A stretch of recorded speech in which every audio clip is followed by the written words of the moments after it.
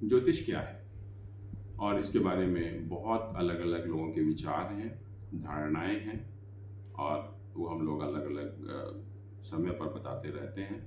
लेकिन आज हम बात करेंगे कि भारत में या पूरी दुनिया में इस विषय की लीगल वैलिडिटी क्या है या लीगल रूप में, कानूनी रूप में इसकी क्या मान्यता प्राप्त हुई है। अभी अगर आपको ध्यान हो, फरवरी 2001 में भारत में यूनिवर्सिटी ग्रांट कमीशन है, उन्होंने एक नोटिफिकेशन इशू किया और नोटिफिकेशन में कहा सारे जो यूनिवर्सिटीज़ हैं, विश्वविद्यालय हैं, उनको सलाह दी गई कि आप अपने जितने भी कॉलेजेस हैं, यूनिवर्सिटीज़ हैं, उसमें इस एस्ट्रोलॉजी कोर्स को इंट्रोड्यूस करिए। और एस्ट्रोलॉजी को उन्होंने हिंदी में कहा ज्योतिर्विज्ञान, ज्योतिर्विज्ञान, और कहा कि ये कोर्सेज जो है 3 लेवल पर इंट्रोड्यूस होने चाहिए। एक ग्रेजुएट लेवल पर, एक पोस्ट ग्रेजुएट लेवल पर और एक रिसर्च लेवल पर। लेकिन जैसे ही ये नोटिफिकेशन इशू हुआ, पूरे देश में हंगामा हो गया और जो अपने आप को रेशनलिस्ट, साइंटिस्ट कहने वाले लोग थे, उन्होंने पूरे देश को तूफान मचा दिया। कुछ ने कहा कि ये तो शेयर नॉनसेंस है, गवर्नमेंट का डिसीजन, एस्ट्रोलॉजी को कभी नहीं पढ़ाया जाना चाहिए। किसी ने कहा कि इसका कोई साइंटिफिक एविडेंस नहीं है कि प्लैनेट हमारे जीवन को प्रभावित करते हैं। किसी ने कहा कि ये तो सिर्फ एक अंधविश्वास है और इस तरह का नोटिफिकेशन इशू करके हम अपने देश में अंधविश्वास को बढ़ावा दे रहे हैं। और कुछ ने कहा कि ये ऐसा डिसीजन है जिसने हमारे देश को 150 साल पहले ढकेल दिया है और बहुत ज़्यादा ये इरेशनल है, इलॉजिकल है। और कुछ लोग तो यहाँ तक चले गए कि this is against the principle of secularism which is inherent in the constitution of India. They went to that extent.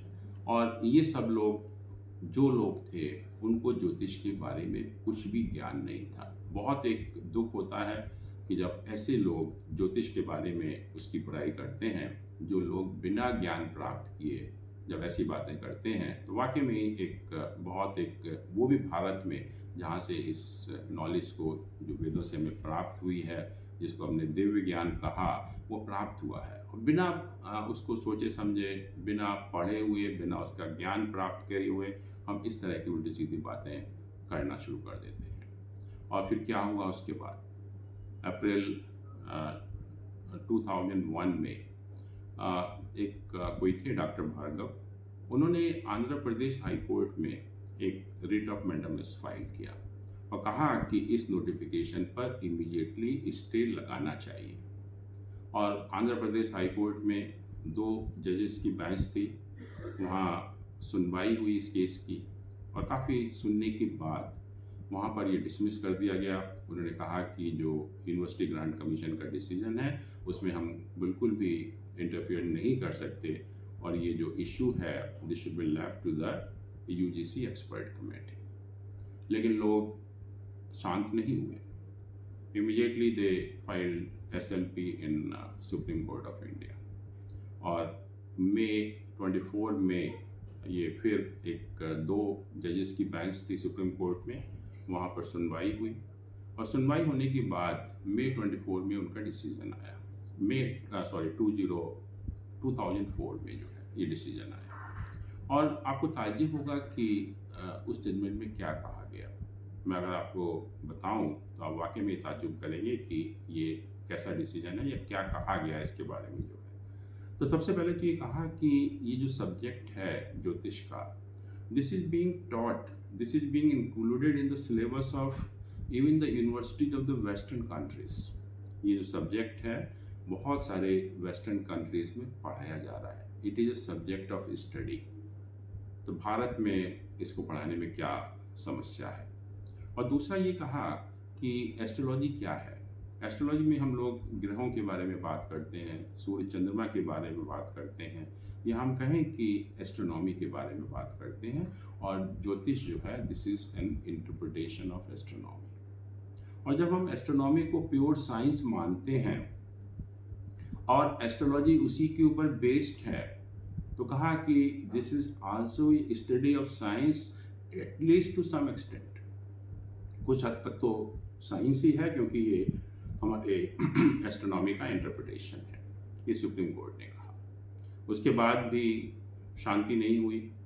लोगों ने एक एनजीओ है जनहित मंच, उन्होंने एक केस फाइल किया बॉम्बे हाई कोर्ट में, पीआईएल फाइल किया।